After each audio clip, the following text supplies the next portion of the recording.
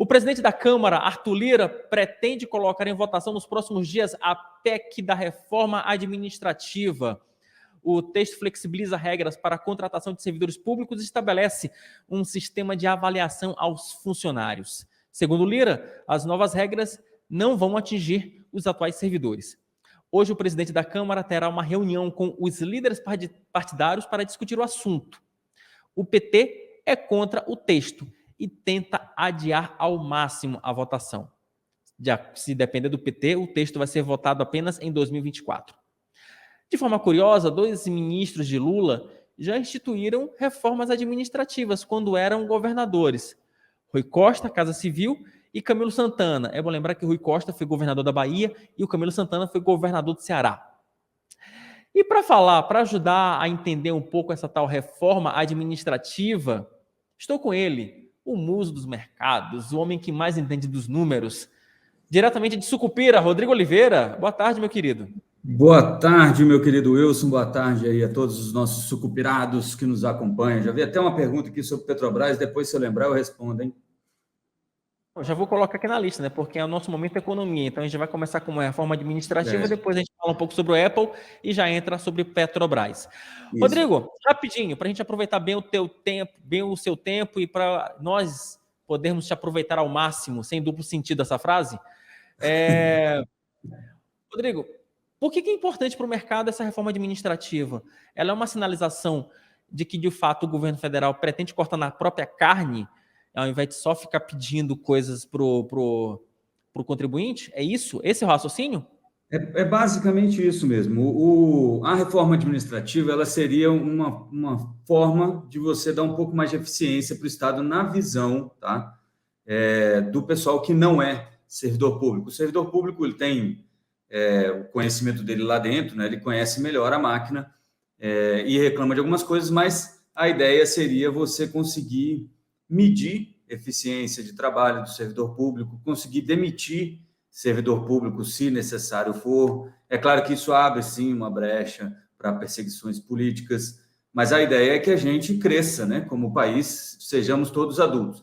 E outras ferramentas a mais para deixar a administração federal, principalmente, isso acaba repercutindo nos estados e nos municípios, mas para deixar a administração federal um pouco mais eficiente, um pouco mais eficaz e também, por que não, um pouco mais barata. E isso, para o mercado financeiro, é muito importante, porque a gente tem todo esse crescimento da dívida, da relação dívida-PIB Brasil, da dívida como um todo, do quanto você tem que gastar anualmente para carregar essa dívida, né? Mas bastaria, então, a gente imprimir dinheiro. Não é bem assim, porque você gera inflação, e inflação vai penalizar o mais pobre. Mas então a gente baixa o juro, as pessoas consomem mais, tem mais inflação, de novo, você penaliza o mais pobre. Então, não há soluções fáceis e simples para problemas complexos. Mas a reforma administrativa seria uma indicação de que o governo Lula poderia entrar numa área que até agora parece ser um tabu para o governo, né? Que é o corte de despesas, né? Tudo que o governo tem feito está do lado do ajuste pela receita, quando, na verdade, né, o que você controla mesmo é a despesa, né? O que eu sempre falo é como se fosse as contas da sua casa, né? Você sabe onde você consegue cortar despesa de forma que o seu salário, né, ou os seus rendimentos consigam dar conta daquilo que você gasta. Agora, quanto você vai ganhar mês que vem, isso aí depende de outros, né? Ou depende do seu salário, ou depende dos seus investimentos. Se depende do salário, depende do chefe, e essa conversa nem sempre é a mais fácil de todas. Assim como, no caso das receitas do governo, depende da gente, depende dos nossos representantes lá no Congresso Nacional. É claro que todos eles querem gastar, mas eles também não querem ficar mal com aqueles que empregam eles, que somos nós, de que, olha, a gente vai ter que carregar nas costas um monte de coisa, né? Afinal de contas, não é a Suécia, né? Não estamos na Suécia, não estamos na Noruega, a gente não aguenta mais pagar tanto imposto e o serviço ser tão fraco, para dizer o mínimo. É um tema bem complexo, Rodrigo, porque vamos trazer agora a parte política. O PT, como você bem disse, ele não quer não quer criar constrangimento com a sua base eleitoral, né? Não quer. E como bom governo de esquerda, né, o PT ele parte sempre dessa premissa, né? Eu vou gastar mais, né, como Estado, e esse dinheiro que eu gasto aqui, ele retorna por meio de impostos, etc, etc, etc. Tem uma questão aí ideológica importante. Só que o PT, e o Lula especificamente, e aí que eu acredito que seja a demanda do mercado, ele sempre pensa o seguinte: olha, eu acho que vocês podem fazer um pouco mais. E o Lula já fez isso na sua história como presidente da República, né? Bom lembrar que no mandato Lula 1, naquele instante, ninguém imaginava que o governo do PT iria endossar uma reforma previdenciária, né? E endossou uma reforma previdenciária curta, tímida, mas endossou. Tanto é que foi por causa dessa reforma previdenciária, né, que na época alguns integrantes ali do antigo PT, da ala mais radical do PT, resolveram sair do partido, que hoje esses camaradas criaram o PSOL, né, o partido que é um puxadinho do PT. Rodrigo, falando em PT, PSOL e radicais, né? Vamos falar de Petrobras? Você tinha uma pergunta aqui no chat, vamos aproveitar o gancho para falar sobre Petrobras, mestre? Uai, vamos, cadê? Alguém, deixa eu procurar aqui de novo. Não sei se o Matheus Não estava achou na aí. pauta, mas aqui a gente faz, como diria o Alguma, Faustão, que ó, a defasagem ao vivo.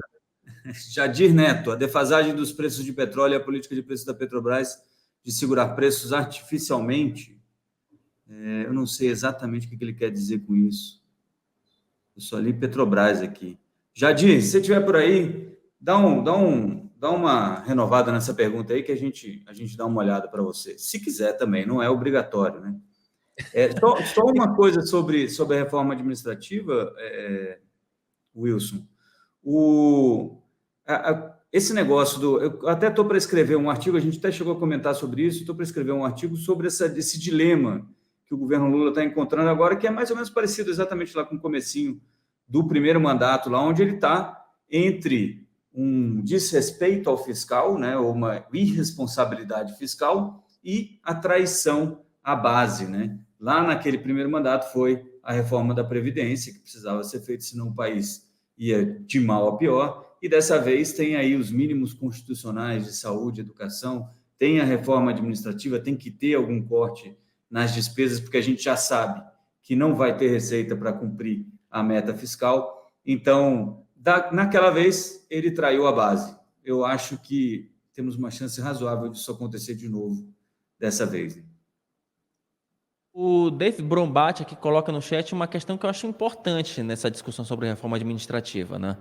Ele fala: reforma administrativa apenas para professor, médico e enfermeiro, mas nunca para o judiciário, milico e legislativo. De fato, esse texto que está lá na Câmara, essa PEC que o Lira quer colocar em votação, ela não trata de penduricalhos do Poder Judiciário, não trata de penduricalhos das Forças Armadas e também não fala nada, absolutamente nada, sobre deputados e senadores. Então, né, é uma reforma administrativa ali para, desculpa o termo, para peãozada. Então, esse é o problema também dessas reformas, né, Rodrigo? Quer dizer, você mira em um público específico, mas há outros públicos que o Poder Legislativo não mexe nesse vespeiro, porque se você mexer com o juiz, você vai mexer diretamente com o parlamentar que tem interesses locais, ou mesmo aqui no Supremo Tribunal Federal. Você não mexe com o milico, não mexe com os militares, porque há todo um clima de consternação dos militares, e os militares ainda se acham o quarto poder. E aí, o próprio legislador, né, o deputado, não vai mexer com o próprio bolso. Né? Uma questão óbvia. Infelizmente, no Brasil falta um pouco de altruísmo, né? Infelizmente, né? Agora, vamos avançar um pouco aqui no noticiário. Vamos falar um assunto que é um assunto paralelo, não tem nada a ver com reforma administrativa, mas como está ali na caixinha do nosso Rodrigo Oliveira, a Apple realizará na tarde desta terça-feira o seu tradicional evento de setembro para apresentar os novos produtos, né? A expectativa é que o evento aconteça às 14 horas no horário de Brasília. A empresa lançará os seguintes aparelhos: o iPhone 15, o iPhone 15 Plus, o iPhone 15 Pro e o iPhone 15 Pro Max, né, que é o maior, né, e o mais utilizado aí, né?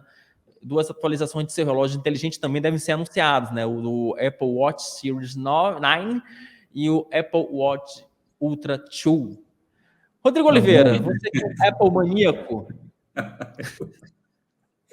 Eu não. Na verdade, esse assunto eu até tratei hoje de manhã numa nota lá no site.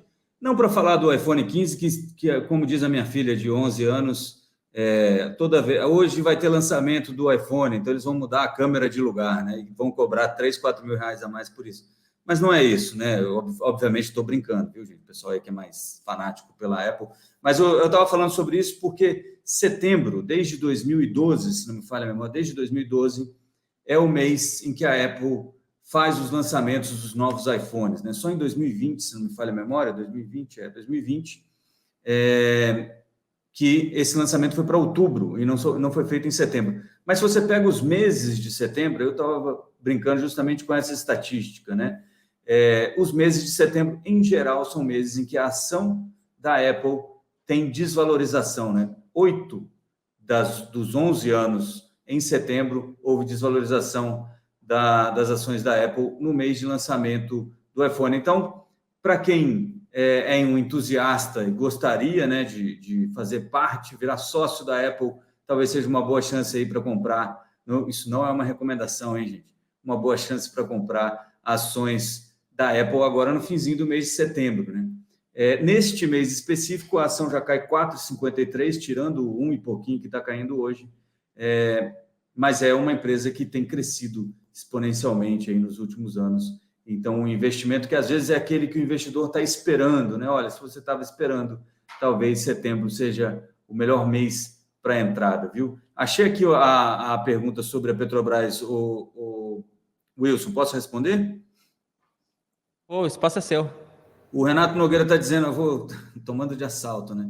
Agora, como fica a política da Petrobras com o aumento do combustível lá fora? Vou falar sobre isso. E o Jadir Neto, técnicos dizem que a defasagem está aumentando, pressionada pelo aumento da cotação internacional do preço do petróleo, e a Petrobras se nega a reajustar o preço internamente, Caixa diz Rodrigo. O que a Petrobras fez, né? Essa nova política de preços da Petrobras é a seguinte: ela pega um pouquinho do que é lá fora, junta com o que tem aqui dentro, faz uma média meio mais ou menos, e aí reajusta quando chega nesse limite, né? Onde é esse limite?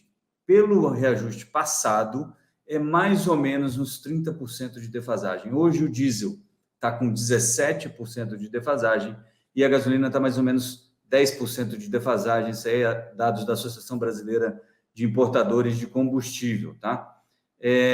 Então a Petrobras segura isso. Obviamente, isso vai ter impacto no resultado da empresa, no resultado financeiro da empresa. O lucro provavelmente vai diminuir. A gente já sabe que a distribuição de dividendos vai ser reduzida, mas se isso for mantido, não é exatamente o pior dos cenários, uma vez que a gente já teve aquela estratégia Dilma Rousseff lá atrás, que aí sim a empresa começou a ter muito prejuízo, né? Com alavancagem muito alta, dívidas muito altas, e aumentando cada vez mais e tentando segurar a inflação pelo cabelo ali nos combustíveis, né? Hoje saiu, inclusive, IPCA, combustível contribuiu um pouquinho para a aceleração do IPCA, mas mesmo assim, o IPCA veio abaixo do que o pessoal espera. Então, só retomando aqui o combustível. Enquanto o petróleo estiver pressionado, que está lá fora, está em 91 dólares hoje de manhã, estava 91 dólares o barril tipo Brent, que é o barril de referência da Petrobras. Enquanto tiver aí nesses patamares, a Petrobras vai ser pressionada a reajustar o preço do combustível e deve responder a isso daqui a algumas semanas, se as coisas continuarem indo do jeito que estão indo, tá? Uma coisa que é importante a gente salientar é o seguinte: qual era a política de preços anterior da Petrobras? Ela pegava o preço do combustível comprado e trazido de Roterdã para o Brasil. Esse era o preço, a paridade de preço de importação. Mas o Brasil não precisa trazer 100% do combustível de fora. Ele produz aí 70%, ele refina mais ou menos 70% de todo o petróleo que a gente extrai, 70% da demanda de combustível a gente consegue refinar aqui dentro. O problema é esses outros 25%, 30% que a gente tem que comprar lá fora. E é essa a diferença que a Petrobras está tentando equacionar. Prejudica um pouco o resultado da empresa, mas segura um pouco do preço dos combustíveis, que ninguém vai reclamar de verdade, né? O problema aí é onde é que está a medida correta para você não criar de novo um problema na Petrobras, como foi lá atrás. Eu não estou nem falando de corrupção, só estou falando de gestão ruim, né, de governança ruim. Tá o iPhone, certo. o iPhone 15, 14 horas, você falou aí. Exatamente, iPhone 15, 14 horas. Eu estou esperando o lançamento do iPhone 15 para ver se eu tenho condições de comprar o 14. Né? Então, é sempre isso. Não, eu acho maravilhoso esses lançamentos da Apple, porque é isso, né? Os caras lançam uma geração subsequente, eu falo, opa, agora eu vou ver a geração anterior para ver se cabe no meu orçamento o iPhone da geração anterior, porque provavelmente esse 15 deve chegar aqui no Brasil a um valor de 10 mil, 12 mil reais, Vai assim, saber, algo né? que vá saber, né? Enfim, aqui dá um bom assunto de tecnologia. Eu acho que ainda hei de fazer aqui no programa um bom debate sobre Samsung versus iPhone. Acho que é uma daquelas brigas maravilhosas, né? Que eu gosto de acompanhar aqui pela internet, naquela, como dizem os novinhos, uma daquelas boas tretas da nossa internet. Rodrigo Oliveira, obrigado pela atenção, obrigado pelos esclarecimentos e conto com você em futuras participações, meu amigo. Sempre que precisar, estamos aí.